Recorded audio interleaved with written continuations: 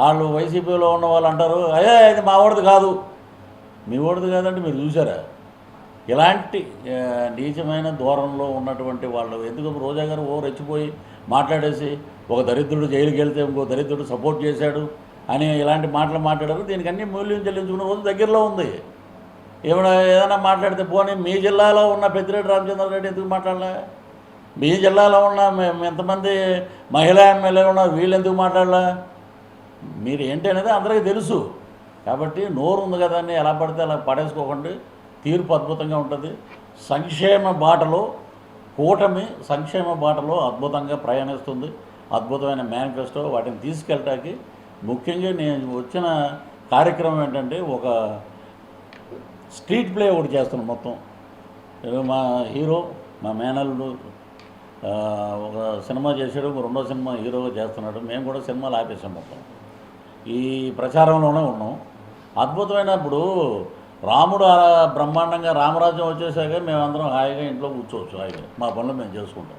కాబట్టి అనేది అంటే స్ట్రీట్ ప్లేలో వీళ్ళు చేసినవి ఏంటి, వీళ్ళ భాగవతాలు ఏంటి, దాంట్లో మా వీర మహిళలు ఉంటారు, కార్యకర్తలు ఉంటారు. ఇప్పుడు మేము మంగళగిరిలో చేస్తే తెలుగుదేశం మా కూటమే కాబట్టి తెలుగుదేశంలో ఉన్న మహిళలను కూడా తీసుకుంటాం. అక్కడ స్ట్రీట్ ప్లే ఎండగడితే ఎలా ఉంటుందంటే ఇమీడియట్గా వెళ్ళి ఓటు వేయాలనే విధంగా తయారు చేస్తున్నాం. ఇంకొక 4 రోజుల్లో అది ఫైనల్ అయిపోతుందండి.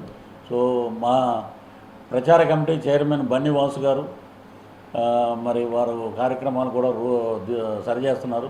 18 నుంచి క్యాంపెయిన్ అన్నారు.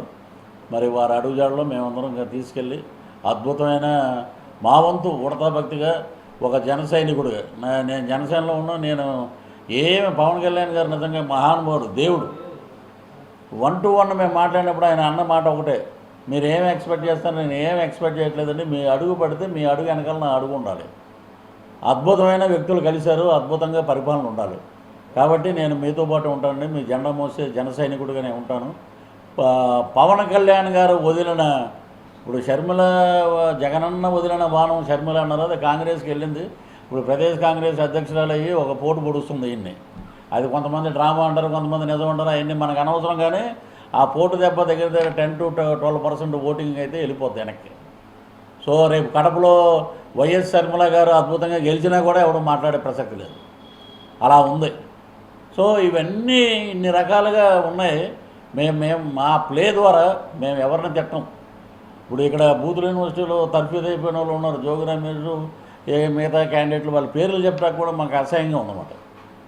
వాళ్ళందరిలాగా ఉండదు మాదేంటంటే ప్రజారంజకంగా జనాల్ని రంజింపజేస్తూ మధ్య మధ్యలో చిన్న చిన్న సినిమాలు సంబంధించిన ఇవి, మా నాయకుల డైలాగులు, చంద్రబాబు గారు మాట్లాడింది, పవన్ కళ్యాణ్ గారు మాట్లాడింది, ఇవన్నీ దాంట్లో జోడించి మేము అద్భుతంగా రెడీ చేసాం. ఇంకొక 4 రోజులు రెడీ అయిపోయాక ఫస్ట్ మా బన్నివాస్ గారికి చెప్పి దాని ప్రకారంగా జనాల్లోకి తీసుకొస్తాం. ఇంక మిత్రులు మీరు ఏమైనా అడిగితే చెప్పండి.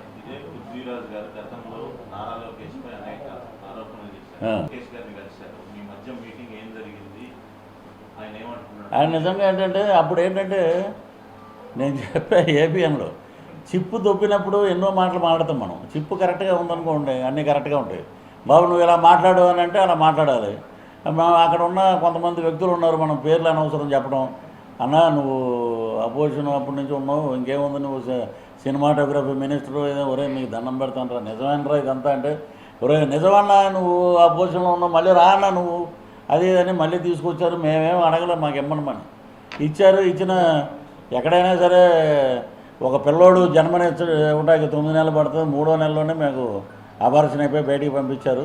సరే మేము మాట్లాడిందే కరెక్టేనంటే అసలు ఆ అమ్మాయి ఎవరితోటి ఈయన మాట్లాడాడు?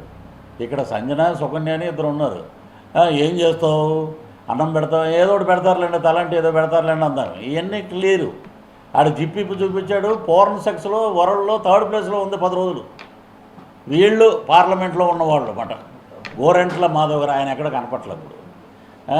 ఇలాంటి వాళ్ళందరూ ఉండబట్టి రాజకీయంలో అప్పుడు మమ్మల్ని చూపించారు ఫోకస్గా. మీకు చూపించే రోజులు దగ్గరలో ఉన్నాయి. మీ చరిత్ర అంతా నా దగ్గర ఉంది. లోకేష్ బాబు దగ్గర ఉన్న ఒక డైరీ, రెడ్ డైరీ, నేను మొన్న కూడా ఒక మీటింగ్లో చెప్పా, పిఆర్ డైరీ అని ఉంది, పృథ్వీరాజ్ డైరీ. శ్రీకాకుళం నుంచి శ్రీకాళహస్తి వరకు మేము ప్రచారం చేసాం. మీరు ఏం దోచుకున్నారు, మీ నియోజకవర్గంలో నీ డబ్బులు ఎంత ఉండే అప్పుడు, ఇప్పుడు ఎంత ఉన్నాయి? దీనికి సమాధానం చెప్పరా నాయన, నువ్వు గెలిచినంత పని, నువ్వు దీనికి సమాధానం చెప్పు, ప్రజలకు సమాధానం చెప్పు. మేము అదే మాట్లాడతాం, మీ అవకతవకల మీదే మేము మాట్లాడతాం. ఇక లోకేష్ గారిది విషయం అంటే నిజంగా మేము ఏబిఎన్లోనే చెప్పాం, మీరు చూసారో లేదు, క్షమాపణ అడుగుతున్నాం చంద్రబాబు గారిని, లోకేష్ గారిని, వీళ్ళందరినీ. ఏదో నువ్వు ఎంతటోడు అనేటప్పుడు ఇంత అన్నాడు అంత అన్నాడు గంగరాజు అనే పాట కూడా ఉంది మనకి. నేనేదో రెచ్చిపోయి మాట్లాడేసి తర్వాత నాకు కోవిడ్ వచ్చాక బెడ్ అడిగితే బెడ్ లేదన్నారు, 48 అవర్స్లో అబ్జర్వేషన్లో పెట్టాలన్నారు. అప్పుడు మెగా ఫ్యామిలీ నాగబాబు గారు పిలిచి నాకు బెడ్ ఇచ్చి ఆ రకంగా నేను ఇంకా వద్దనుకున్నారు. ఇంట్లో వాళ్ళందరూ కూడా మా వైఫ్ కానీ చుట్టాలు కానీ పిల్లలు కానీ వెంకటేశ్వర ఫోటో మీద ఒట్టేయించి ఇమ్మీడియట్గా రాజీనామా చేస్తావా లేదా వైసీపీకి రిజైన్ చేసేసి వద్దురానైనా ఈ దరిద్రం అన్నాక అప్పుడు ఆ చెప్పు పోయిందండి. ఫ్రెష్గా ఏబిఎన్కి వెళ్ళి నేను ఇంటర్వ్యూ చెప్పాను రాధాకృష్ణ గారు.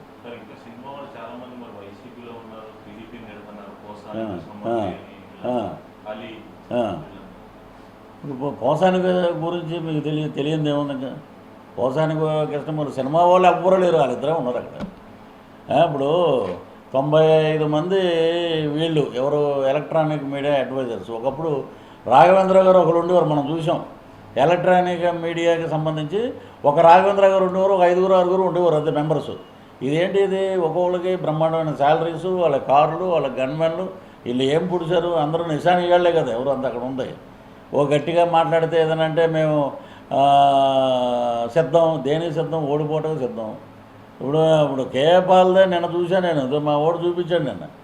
వైట్ హౌస్ ఎదురుగుండా పెడితే కేఏపాల్ గారు ఎంత ఘన చరిత్రకి వెళ్ళినోడు. 14 లక్షల మంది ఉండేవారంటే మీటింగ్కి, ఒక్కొక్క స్పీచ్ చెప్పాలంటే 40 కోట్లు ఇచ్చి పిలిపించేవారంటండి ఆయన్ని. అలాంటి కేఏపాల్ రాజశేఖర రెడ్డి గారి దెబ్బకి పక్కకి వెళ్ళిపోయాడు ఆయన. ఇప్పుడు ఈ దెబ్బకి చెప్తానే ఉన్నాడు, నన్ను ఆశీర్వదించి నన్ను నా ఆశీస్సులు తీసుకోండి, మీకు పనికొస్తే నాశనం అయిపోతారని ఏ మాట అన్నాడు తాడేపల్లి. అదే జరుగుతుందండి. తీర్పు అయితే ప్రజలు ఏకపక్షంగా ఉన్నారండి, ఏకపక్షంగా కూటమిని గెలిపించడం.